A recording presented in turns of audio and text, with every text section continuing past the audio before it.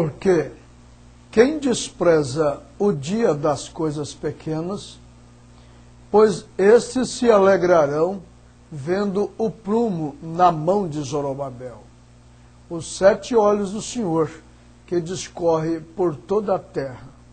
Zacarias capítulo 4, versículo 10.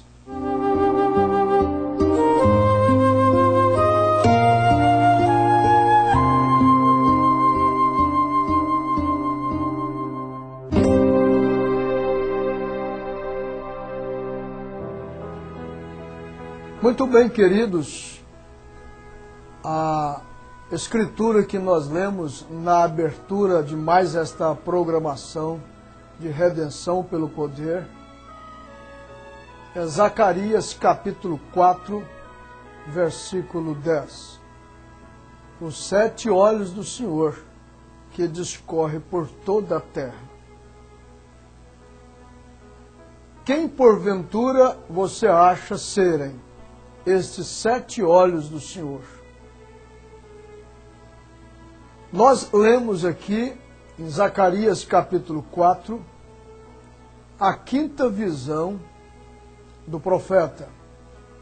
O profeta Zacarias tem uma visão, ele olha e vê um castiçal no qual contém 7 lâmpadas. E você pode perguntar, quais são essas lâmpadas? Que lâmpadas são estas e o que se refere a esta visão? Foi por acaso que Zacarias teve esta visão? Ou tem esta visão um propósito, um objetivo? O Senhor disse para Zacarias, não sabes tu o que vês? Ele disse, não, meu Senhor. O Senhor o disse, esta é a palavra do Senhor, não é por força nem por violência, mas pelo meu Espírito, diz o Senhor. Nós temos registrado nas Escrituras Sagradas que Deus escolhe as coisas que não são justamente para confundir as que são. Ele escolhe as coisas pequenas para confundir as grandes. Ele chama as coisas que são como não são e as coisas que não são como são. É esquisito estas expressões, mas Deus não vê como vê os homens. E, infelizmente, os homens não vê como o nosso Deus vê. O Senhor Jesus Cristo, Ele fez uma oração. No livro de São Mateus, capítulo 11, versículo 25. Graças te dou, ó Pai, Senhor dos céus e da terra, que escondeste dos sábios, dos entendidos, estas coisas e as revelastes aos pequeninos. O Senhor Jesus, em uma certa ocasião, ele afirmou aos seus discípulos, em São Mateus capítulo 13, que ele falava por parábola para que as pessoas ouvindo não ouvissem e não entendessem. Parece que Deus não quer que todas as pessoas entendam. Mas Jesus afirmou para os seus discípulos que a eles eram dado a conhecer os mistérios. E chamou a atenção dos discípulos dizendo que falava justamente para cumprir aquilo que o profeta Isaías havia profetizado ou dito, que eles ouviriam e nada entenderiam, veriam e não conheceriam nada, para que neles viesse a cumprir, porque Deus não queria que eles se salvassem e não queria que ele se curasse. É certo que a coisa não depende de quem quer nem de quem corre, mas de Deus que compadece. É Deus quem esclarece, é Deus quem revela, é Deus quem abre os olhos e os entendimentos de todos. Ou seja, de todos aqueles que Ele quer que veja, que se arrependam, que se conheça, que se entende. Estas escrituras de Zacarias capítulo 4, eu gostaria que você, que é leitor da Bíblia, que gosta de acompanhar escritura por escrituras, porque nós temos que ter documentos para afirmar certas declarações bíblicas. Nós temos que ter Bíblia para afirmar certas declarações que fizermos, que falarmos. Esse versículo 10 de Zacarias 4, quem despreza o dia das coisas pequenas, vendo, pois esses se alegrarão vendo o prumo na mão de Zorobabel. O que se refere, o que quer dizer ser esse Zorobabel? A gente lê na Bíblia, a gente sabe que Zorobabel foi um grande construtor. Ele ajudou na construção dos muros de Jerusalém. Mas na visão de Zacarias, por que foi dado Zorobabel como um símbolo, como um tipo? O que representava esse Zorobabel, esse construtor, com esse prumo na mão? O prumo, na verdade, representa equilíbrio. É aquilo que apruma. A parede, para ela não cair, não tombar, ela precisa estar aprumada. Esse prumo que estava na mão de Zorobabel serviu para aprumar os muros de Jerusalém, serviu para aprumar as construções que foi feita em Jerusalém após Israel voltar, ou na preparação dos muros para que Israel voltasse a estabelecer sua cidade, o seu templo. Pois na deportação de Israel para a Babilônia, Israel, Jerusalém, toda aquela cidade foi destruída. E eles passaram 70 anos de cativeiro na Babilônia. E Zorobabel, então, foi esse construtor, foi trazer tudo de volta, aprumando as paredes, os muros, as construções. E nesta visão aparece aí o Zorobabel, que representou Zorobabel. Nesta visão, vendo o prumo na mão de Zorobabel, os 7 olhos do Senhor que discorre por toda a terra. Esse Zorobabel representa o Espírito Santo, de forma tal que não é o pastor, não é o evangelista, o homem, o seminário, as boas intenções, os livros, não é a ciência, não é a cultura que apruma a igreja do Senhor, não é ela, não é isto, é o Espírito Santo que apruma o homem, que revela o homem, que esclarece o homem, que deixa o homem alinhado com a sua vontade, com a vontade de Deus, com a vontade, com as Escrituras Sagradas. Esses 7 olhos do Senhor que discorre por toda a terra. A gente sabe que Deus não chama o homem ao julgamento sem que primeiramente o adverte. O tempo dos gentios começou com Israel na Babilônia. Depois, passado aqueles 4 tempos, que foi o Império Babilônico, o Império Medo-Persas, o Império da Grécia e depois o Império Romano. Nesse Império Romano nasceu aí o Senhor Jesus, essa pedra de aclamação de Zacarias 4. Graça. A graça apareceu aí, essa pedra da construção, essa pedra da esquina, essa pedra que faz junção nessa construção a pedra da graça. O tempo dos gentios começou lá, com o Império Babilônico, volto a repetir. Mas o tempo da plenitude dos gentios, a plenitude do tempo dos gentios, veio à tona com a rejeição de Israel, ou seja, com a rejeição de Jesus, Israel rejeitando a Jesus, e o Evangelho deixando de ser anunciado a eles para ser anunciado às nações. As nações. Foi justamente nesse tempo que Deus estabeleceu o início da igreja gentílica.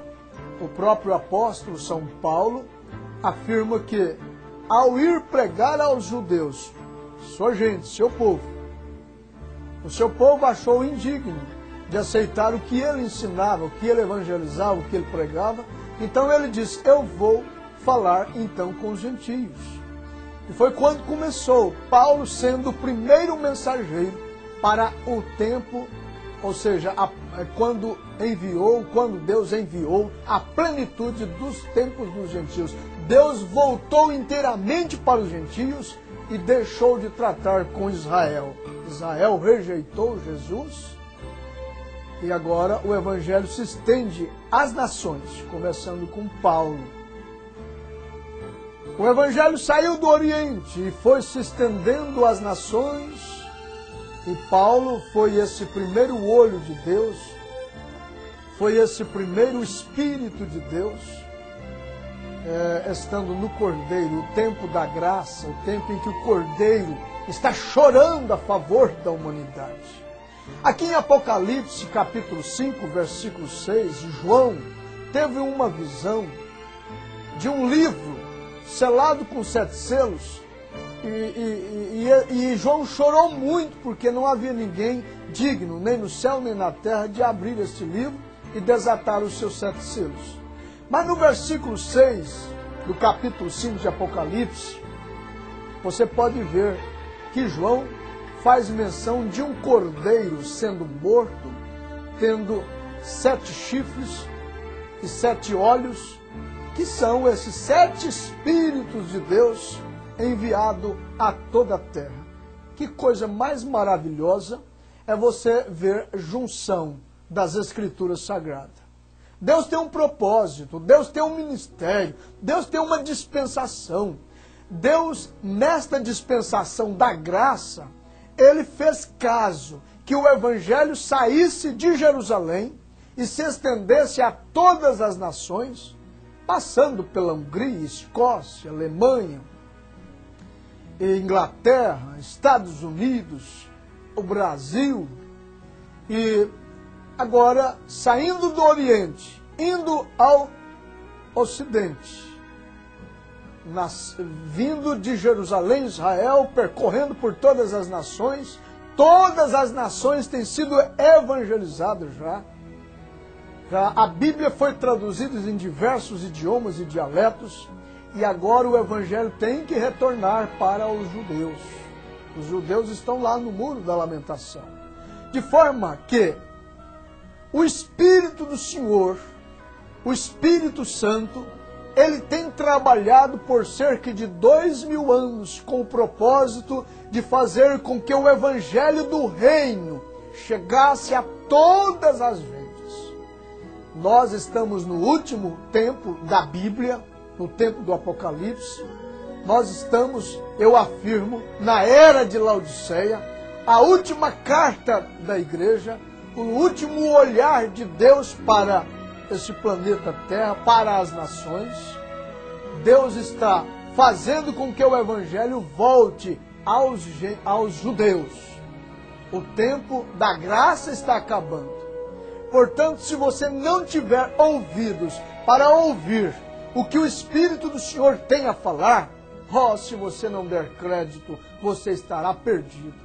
É necessário que você se arrependa dos seus pecados e se converta dos teus maus caminhos e aceita o Senhor Jesus Cristo na essência de sua palavra, pois o tempo da graça está acabando.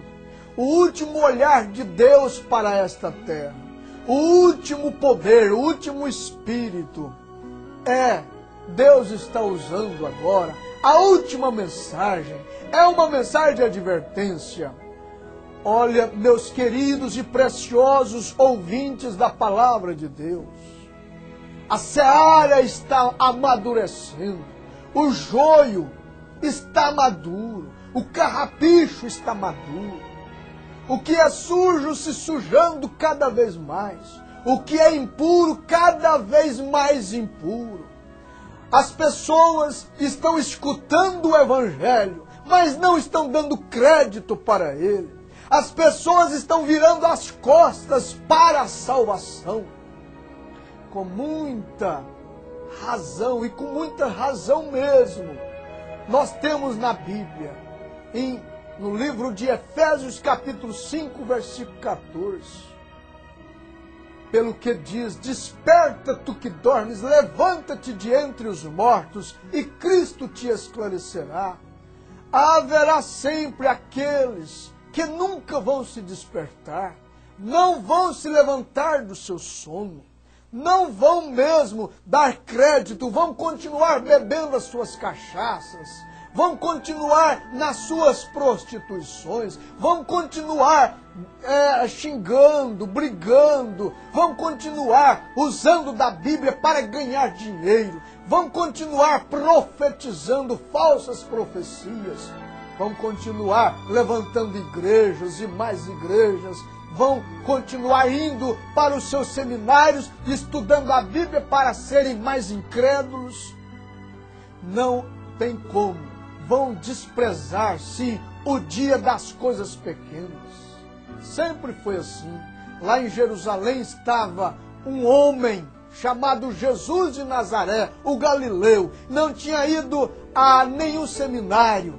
Ele não tinha cursado nenhum curso teológico, mas ali estava a palavra do Senhor. As igrejas o rejeitou, expulsaram-o. João Batista foi aquele que veio do deserto, não veio do seminário, mas veio do deserto. Sendo Anás, Caifás, sumo sacerdote, veio a João a palavra do Senhor. Mas qual foi a igreja que o autorizou pregar a mensagem? Qual foi a igreja que abriu a porta de então para ele anunciar a mensagem? Ele foi desprezado. Paulo, aquele homem instruído aos pés de Gamaliel, ele, para aceitar a vontade de Deus, aceitar a revelação de nosso Senhor Jesus, teve que cair do seu cavalo, ir para o deserto, ficar 3 anos e meio desaprendendo tudo que ele havia aprendido, para depois chegar e dizer: eu aprendi do Senhor o que também vos ensinei. Sim, você vai olhando a história por cerca de 2000 anos, sempre foi assim e sempre será. Aquilo que o mundo, a sociedade preza, Deus despreza, e aquilo que Deus despreza é que o mundo preza. Sempre foi assim e sempre será. Mas aqui está, você que tem ouvidos para ouvir, ouça ao que diz o Espírito Santo do Senhor, através da Bíblia Sagrada. Faça comparação escriturística, faça comparações de escrituras para escritura. Você vai entender o porquê que Zacarias teve estas visões e por que razão o apóstolo São João escreveu o Apocalipse, contendo esses 22 capítulos. Apocalipse capítulo 10, versículo 7. Mas nos dias da voz do 7º anjo, quando ele tocar a sua trombeta, se cumprirá o segredo de Deus anunciado pelos profetas seus servos. Quando você ler Apocalipse capítulo 11, você vai ver estas 2 oliveiras que estão por cima dessas 7 lâmpadas que arde neste castiçal de ouro, que tem estas 7 lâmpadas cheias de azeite. Essas 7 lâmpadas que arde com o azeite que foi colocado nelas são justamente esses 7 Espíritos do Senhor que Deus usou durante esta dispensação da graça Paulo, Irineu, Martim, Columba, Lutero, Wesley e agora por último o mensageiro da era de Laodiceia, este anjo que tem a comissão de revelar os mistérios de Deus que já foram anunciados pelos profetas, que são os servos do Senhor. Muito bem, queridos, não consigo continuar falando porque o tempo não nos permite, mas a minha vontade é comparar Escrituras por Escrituras e fazer com que você possa entender e ver a vontade do Senhor para o tempo em que nós estamos vivendo. Amém e amém.